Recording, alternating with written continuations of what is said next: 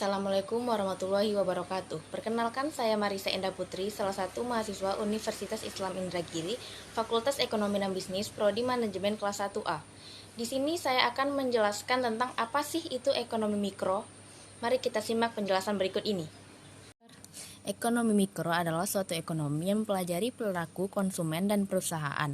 Ekonomi mikro juga dapat menentukan harga pasar dan kuantitas barang dan jasa. Selanjutnya, ekonomi mikro juga dapat memengaruhi pengambilan keputusan dalam hal penawaran dan permintaan barang atau jasa.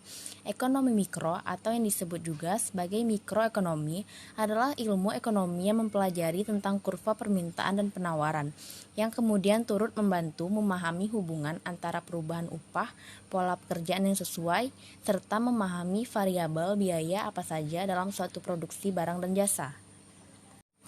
Tujuan ekonomi mikro. Tujuan ekonomi mikro adalah kita dapat melakukan analisis pada mekanisme yang menjadi pembentuk harga relatif pada produk, baik berupa barang maupun jasa dan aplikasinya dari sumber yang terbatas, di antara banyaknya penggunaan alternatif, dan dapat melakukan analisis kegagalan pasar, yakni saat pasar gagal dalam memproduksi hasil yang efisien dan menjelaskan berbagai situasi teoritis dan strategis yang dibutuhkan pasar dengan bentuk persaingan yang sempurna.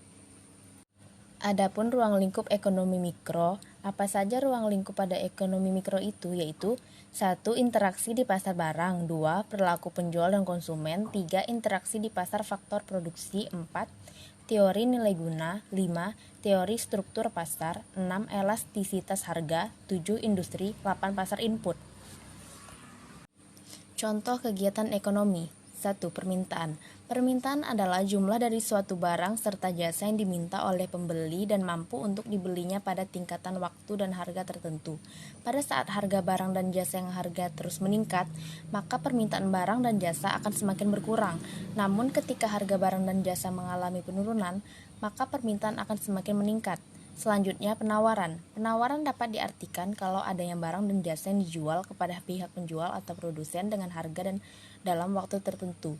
Dalam hal ini, penawaran dilakukan oleh produsen. Selain itu, teori penawaran dalam ekonomi yang berlaku adalah harga barang dan jasa yang semakin tinggi, maka jumlah barang dan jasa yang ditawarkan akan semakin banyak, dan hal ini berlaku sebaliknya. Harga. Contoh ekonomi mikro berikutnya adalah harga yang memiliki fungsi sebagai alat ukur dari suatu barang dan jasa.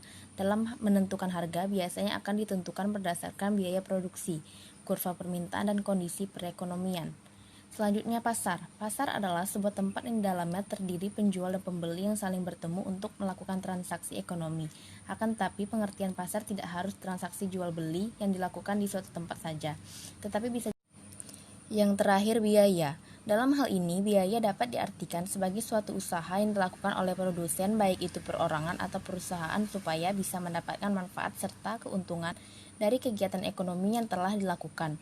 Oleh sebab itu, biaya akan memengaruhi adanya perubahan harga yang biasanya disebabkan karena harga bahan baku mengalami kenaikan.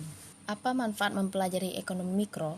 Untuk mengkaji alokasi sumber daya sehingga dapat digunakan dalam kehidupan sehari-hari, yang tujuannya ala alat dan pengatur manajemen dan mempelajari perilaku konsumen.